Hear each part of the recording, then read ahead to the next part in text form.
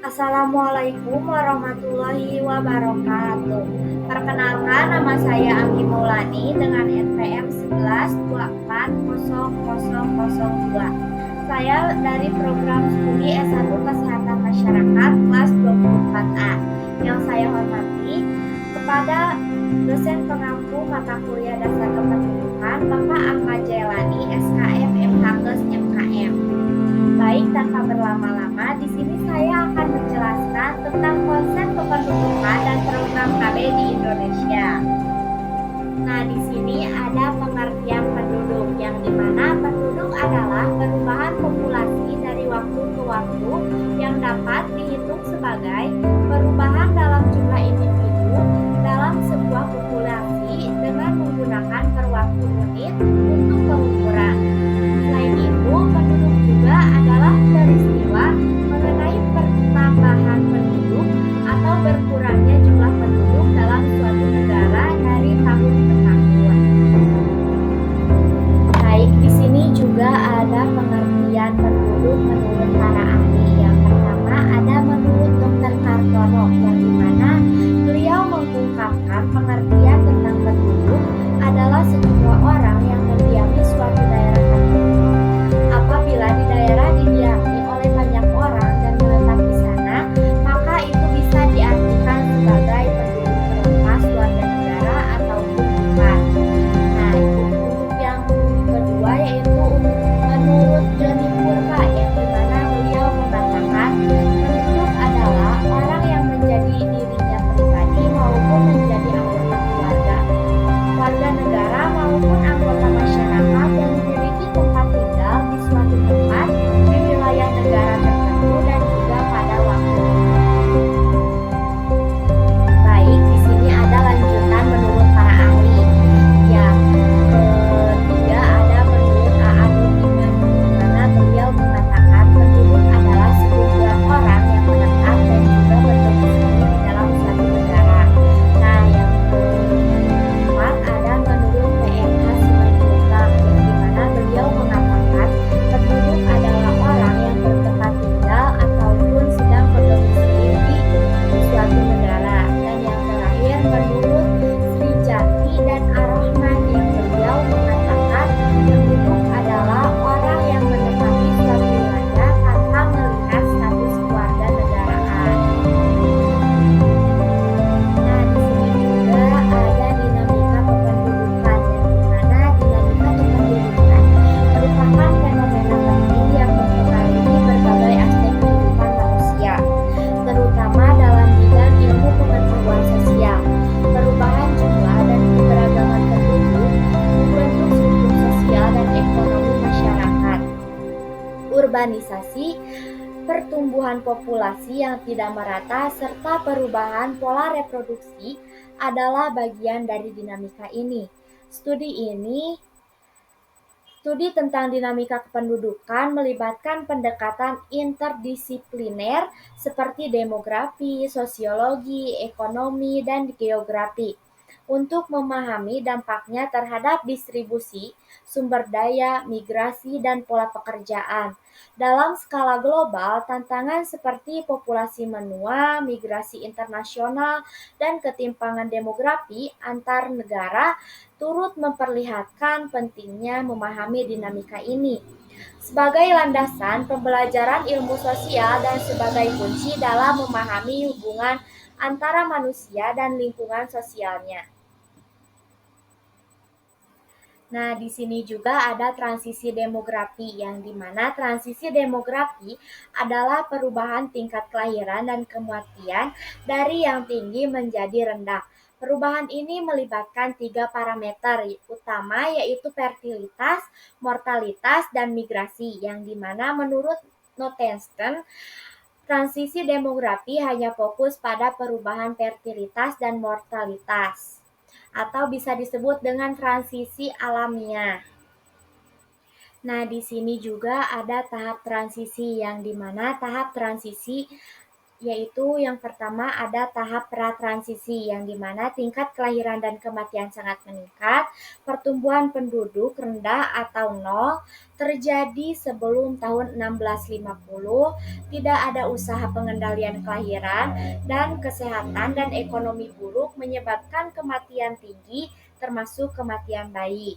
Nah, untuk tahap yang kedua yaitu tahap transisi yang dimana terjadi penurunan kelahiran dan kematian, pertumbuhan penduduk meningkat.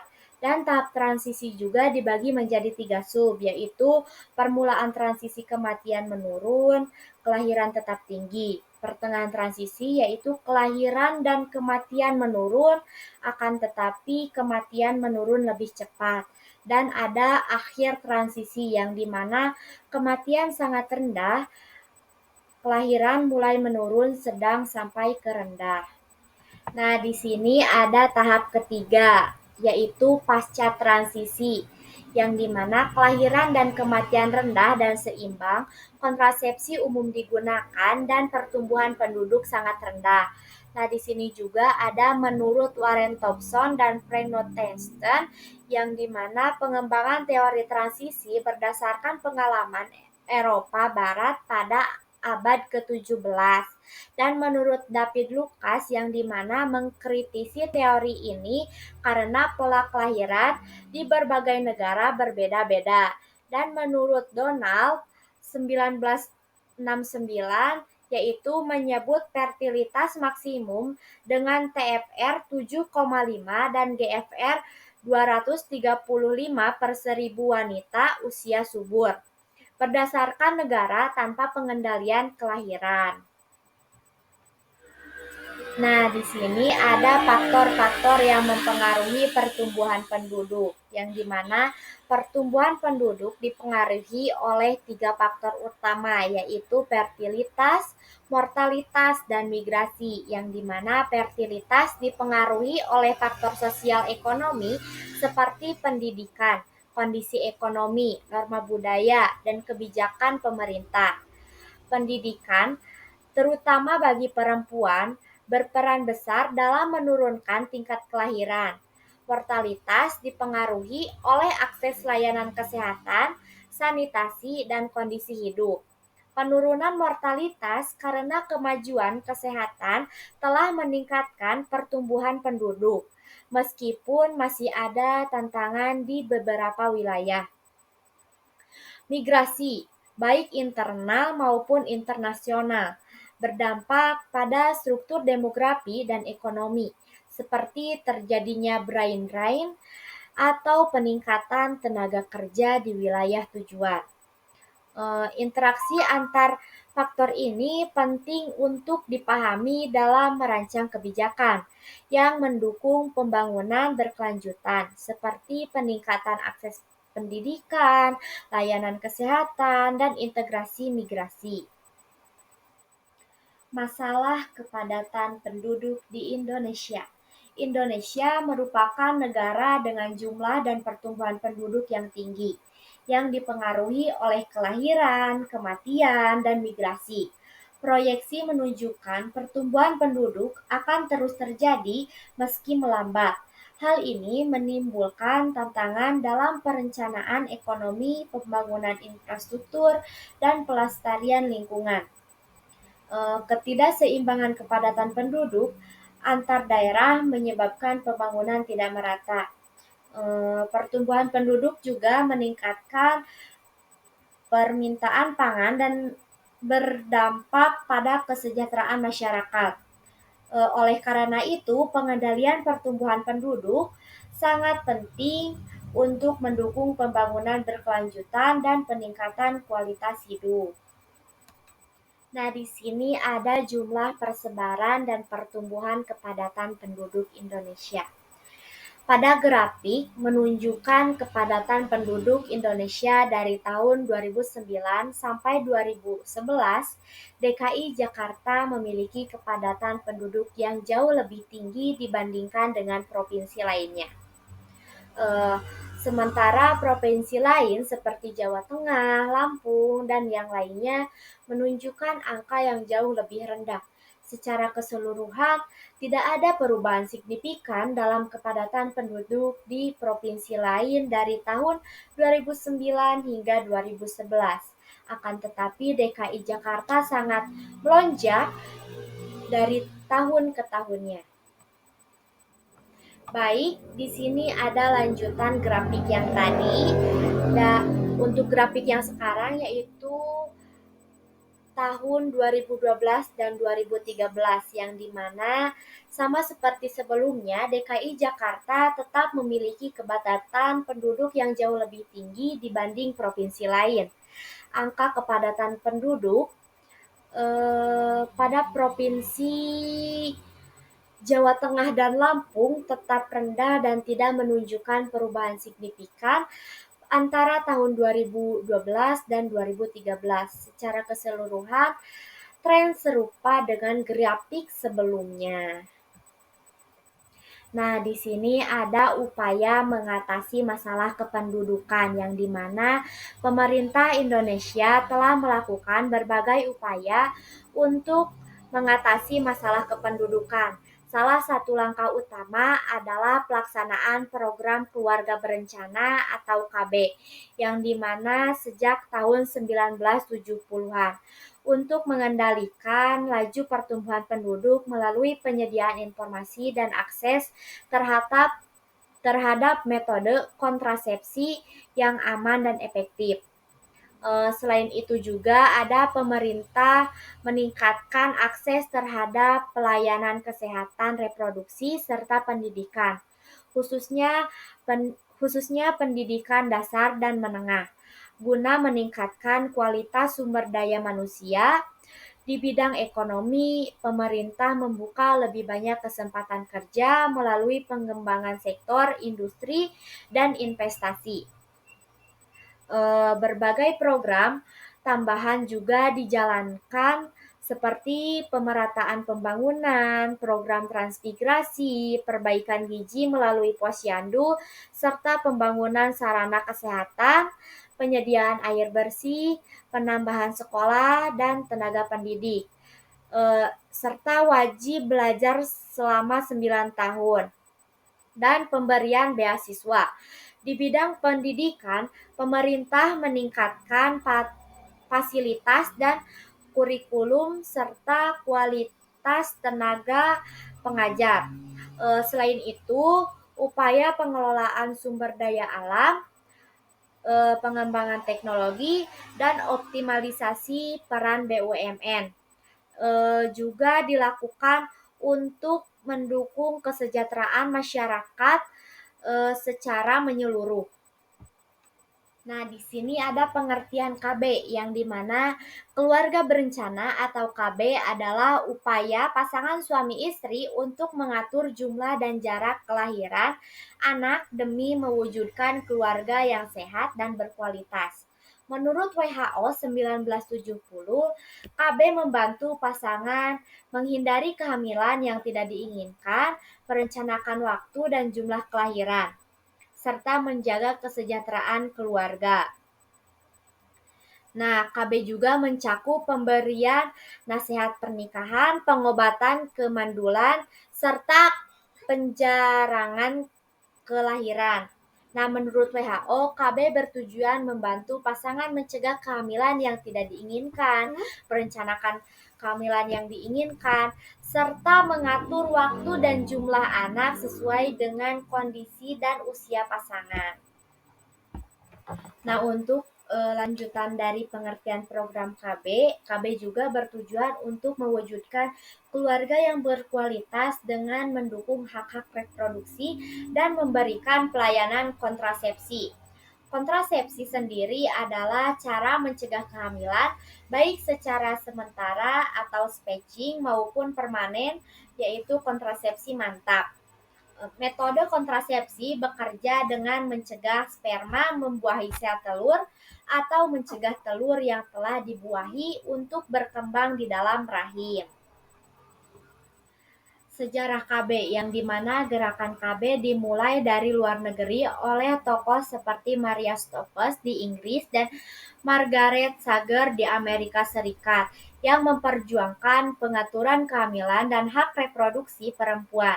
Margaret Sanger mendirikan National Birth Control Language dan menjadi pelopor International Planned Parenthood Federation atau bisa disingkat menjadi IPPF pada tahun 1952. Di Indonesia, gagasan KB dipelopori oleh Dr. Sulianti Sarosodi Yogyakarta sejak 1952. Meski mendapat banyak tantangan, di Jakarta pelayanan KB dimulai secara diam-diam oleh beberapa dokter dari FKUI atau RSUP seperti Prof. Sarwono Prawiroharjo dan lainnya. Pada 23 Desember 1957, berdirilah Perkumpulan Keluarga Berencana Indonesia atau bisa disingkat menjadi PKBI yang memperjuangkan kesejahteraan keluarga melalui pengaturan kehamilan, pengobatan kemandulan, dan nasihat perkawinan. Baik, di sini ada lanjutan dari sejarah KB yang dimana awalnya kegiatan KB terbatas karena adanya larangan dalam KUHP pasal 283. Namun pada tahun 1967 terjadi perubahan besar. Simposium Kontrasepsi di Bandung dan Kongres PKBI pertama mendorong KB menjadi program pemerintah. Presiden Soeharto menandatangani Deklarasi Kependudukan Dunia dan Gubernur Ali Sadikin melalui proyek KB di Jakarta. Pada November tahun 1968 dibentuk Lembaga Keluarga Berencana Nasional atau LKBN yang kemudian diganti oleh BKKBN, Badan Koordinasi Keluarga Berencana Nasional, melalui Kepres No. 8 tahun 1970. BKKBN memungkinkan pendekatan non-medis dan berbasis masyarakat, serta terus berkembang melalui Kepres tahun 1972, 1978, dan 1982. Keberhasilan program KB di Indonesia didukung oleh komitmen politik pemerintah, partisipasi masyarakat, dan kerjasama berbagai institusi. Baik, di sini ada tujuan KB, yang dimana tujuan utama program Keluarga Berencana atau KB Nasional adalah untuk menyediakan pelayanan KB dan kesehatan reproduksi yang berkualitas, menurunkan angka kematian ibu dan bayi, serta menangani masalah kesehatan reproduksi guna membentuk keluarga kecil yang berkualitas. Dalam 5 tahun ke depan, program ini bertujuan memperkuat fondasi pelaksanaan KB demi terwujudnya keluarga berkualitas. Berdasarkan Peraturan Pemerintah Nomor 87 Tahun 2014, kebijakan KB juga bertujuan untuk mengatur kehamilan yang diinginkan, menjaga kesehatan ibu dan anak, meningkatkan akses serta kualitas informasi layanan KB, mendorong peran pria dalam program KB, serta mempromosikan pemberian ASI sebagai cara alami menjarangkan kehamilan. Nah, di sini juga ada manfaat KB, yang dimana jumlah penduduk yang banyak tidak berpengaruh pada lingkungan. Keluarga Berencana atau KB merupakan program skala nasional yang dikelola oleh Badan Kependudukan dan Keluarga Berencana Nasional atau BKKBN. Adapun beberapa manfaat KB menurut WHO pada tahun 2018 adalah sebagai berikut. Yang pertama, yaitu untuk mencegah kehamilan yang tidak diinginkan dan risiko kehamilan usia dini maupun usia lanjut. Yang kedua, yaitu menurunkan AKI dan AKB dengan mengatur jarak kehamilan dan waktu kelahiran. Terus yang ketiga yaitu mencegah HIV atau AIDS melalui perlindungan ganda menggunakan kondom. Yang keempat, memperdayakan masyarakat dan meningkatkan pendidikan khususnya bagi perempuan. Yang kelima, mengurangi kehamilan remaja yang berdampak pada kesehatan dan pendidikan. Dan yang terakhir yaitu memperlambat pertumbuhan penduduk untuk mendukung pembangunan berkelanjutan. Nah, di sini ada kapan program KB dilakukan. Program KB mulai digalangkan pada era Presiden Soeharto, salah satunya dengan pembatasan tunjangan anak maksimal 3 orang bagi pegawai negeri. Sesuai pasal 16 PP nomor 7 tahun 1977, sehingga program ini cukup berhasil. Namun pasca reformasi, perhatian terhadap program KB menurun. Hingga kini implementasinya belum optimal dalam mengendalikan angka kelahiran, termasuk di kota Surabaya yang mengalami peningkatan pertumbuhan penduduk dalam 5 tahun terakhir akibat tingginya angka kelahiran. Nah, di sini ada jenis-jenis KB yang dimana yang pertama ada metode kontrasepsi sederhana, yaitu tanpa alat, yang dimana mal atau menyusui, senggama terputus, kalender, lender cervix, suhu basal, dan siptotermal.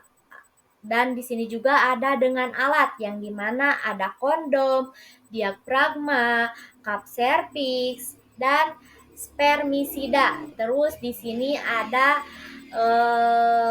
metode yang kedua yaitu kontrasepsi hormonal yang dimana mengandung hormonal estrogen atau progesteron yang dimana untuk yang suntik progesterin selama 3 bulan dan kombinasi 1 bulan dengan efek samping, gangguan haid, berat badan naik, dan lain-lain. Terus di sini ada pil yang dimana kombinasi dan progesterin. Efektif jika diminum rutin. Efek sampingnya yaitu perubahan haid, sakit kepala, dan lain-lain.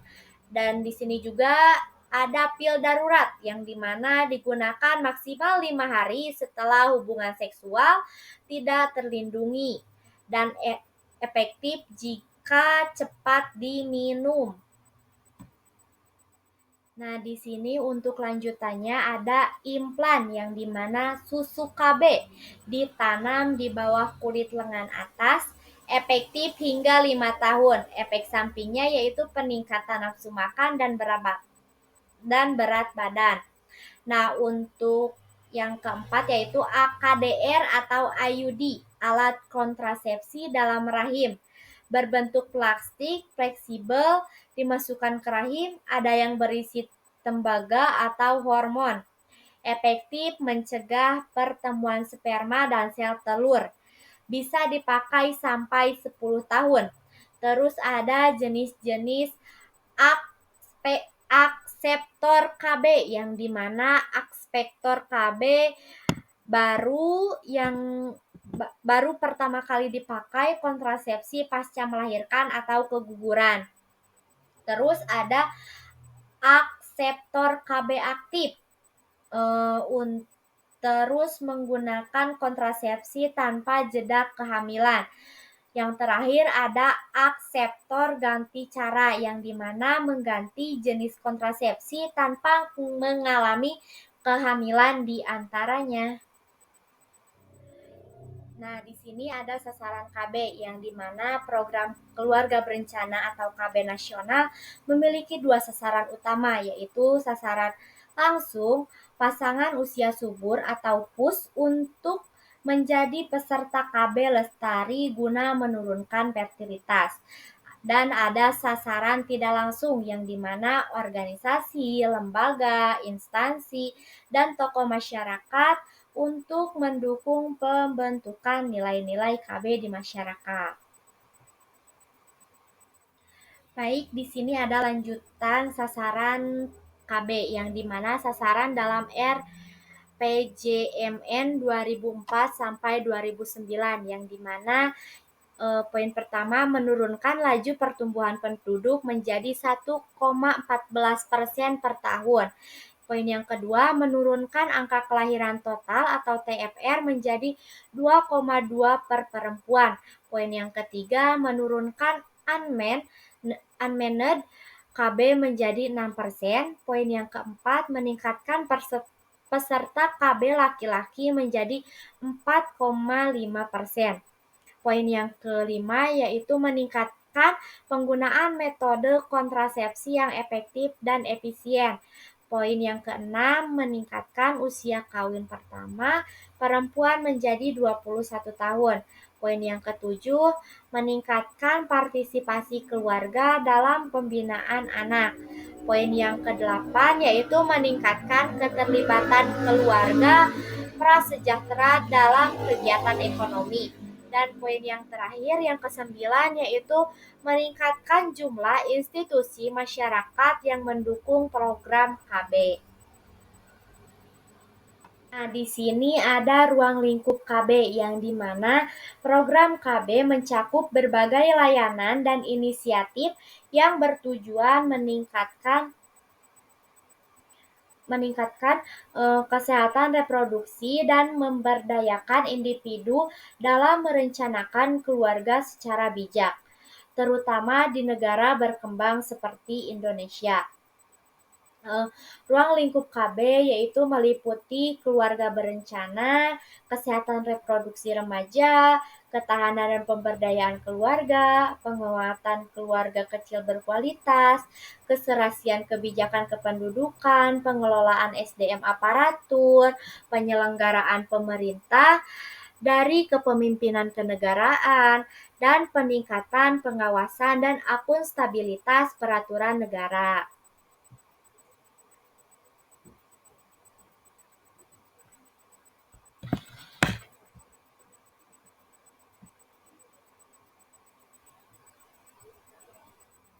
Nah, di sini ada strategi pendekatan yang dimana ada pendekatan kemasyarakatan yang dimana mengembangkan nilai-nilai positif masyarakat yang mendukung pelestarian dan pengembangan program KB. Terus ada pendekatan koordinasi aktif yang dimana mengintegrasikan pelaksanaan program KB dengan pembinaan keluarga melalui kementerian agar saling melengkapi. Terus ada pendekatan integratif yang dimana merancang kegiatan secara menyeluruh agar memberi manfaat maksimal bagi seluruh pihak yang terlibat. Terus ada pendekatan kualitas yang dimana menyesuaikan layanan KB dengan kebutuhan individu untuk menjamin kualitas tinggi. Terus ada pendekatan kemandirian yang dimana mendorong sektor lain dan masyarakat agar mampu menilai dan bertanggung jawab dalam mendukung program KB secara mandiri. Yang terakhir ada pendekatan 3 dimensi yang dimana menyasar 3 kelompok push mau KB, ragu-ragu dan tidak mau KB untuk meningkatkan efektivitas program berdasarkan hasil survei. Nah, di sini ada prevalensi jenis KB yang dimana pada gambar grafik menunjukkan presentasi penggunaan berbagai jenis alat kontrasepsi KB di tahun 2013, yaitu jenis-jenis KB yang ditampilkan meliputi pil, IUD, kondom, suntikan, dan lainnya. Dari grafik tersebut terlihat bahwa metode suntikan merupakan jenis KB yang paling banyak digunakan dengan persentase angka mencapai 3.833%. Selanjutnya yaitu pil menempati posisi kedua dengan angka 3.418%. Dan terus ada penggunaan kondom dan IUD tercatat jauh lebih rendah, masing-masing sebesar 0,91% dan 0,74%. Sementara itu Kategori lainnya memiliki persentase terendah yaitu hanya 0,174%. Data ini menunjukkan preferensi masyarakat yang cenderung memilih metode KB yang praktis dan efektif seperti suntikan dan pil. Nah, di sini ada angka keberhasilan program KB yang dimana pada grafik angka keberhasilan KB tahun 2013 menunjukkan tingkat keberhasilan program keluarga berencana KB di berbagai provinsi di Indonesia pada tahun 2013. Berdasarkan grafik tersebut terlihat bahwa provinsi dengan tingkat keberhasilan tertinggi adalah Kalimantan Tengah, diikuti oleh Jambi, Sulawesi Selatan, Kepulauan Bangka Belitung, dan Sumatera Selatan, yang semuanya memiliki angka keberhasilan mendekati atau melebihi 70%. Sementara itu, provinsi dengan tingkat keberhasilan terendah berada di wilayah timur Indonesia, yaitu Papua Tengah, Papua Barat Daya, dan Papua yang mencapai sekitar 30% atau bahkan lebih rendah. Secara umum, grafik ini memperlihatkan adanya ketimpangan keberhasilan program KB antar provinsi, di mana daerah di bagian barat Indonesia cenderung menunjukkan hasil yang lebih baik dibandingkan daerah-daerah di bagian timur. Hal ini mencerminkan perbedaan dalam hal akses terhadap layanan kesehatan, tingkat pendidikan, serta infrastruktur yang mendukung pelaksanaan program KB. Di sini ada kesimpulan yang dimana pertumbuhan penduduk Indonesia yang tertinggi. Meski lajunya menurun menimbulkan berbagai tantangan, program keluarga berencana atau KB menjadi upaya utama pemerintah melalui promosi kontrasepsi, layanan kesehatan, dan edukasi. Namun masalah seperti kepadatan tak merata, angka kelahiran tinggi, dan rendahnya kesadaran masyarakat masih menjadi hambatan. Keberhasilan KB memerlukan dukungan semua pihak untuk mewujudkan pembangunan berkelanjutan. Sekian materi dan video yang bisa saya sampaikan. Mohon maaf bila ada kesalahan. Sebelum ditutup, saya mau mengucapkan jangan lupa like, comment, and subscribe. Sekian dan terima kasih. Wassalamualaikum warahmatullahi wabarakatuh.